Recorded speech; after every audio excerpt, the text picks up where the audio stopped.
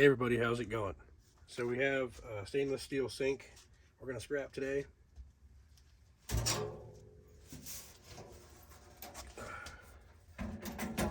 I've already taken off all the faucets and stuff, so that's all done. The first thing you want to do is take a magnet to it and test it, see. And this is good stainless steel because it doesn't stick to it.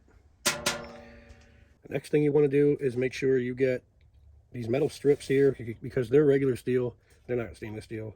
So you want to either cut them off, or I guess you could use a hammer and just pound them off of here.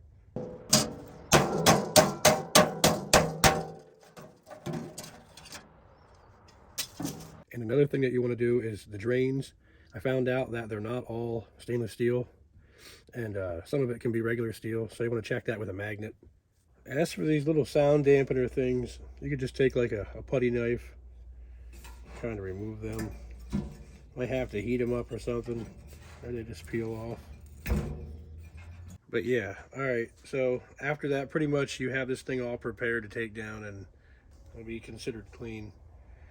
Just make sure you get all this steel off of here, and you're good to go. Hey, thanks for watching.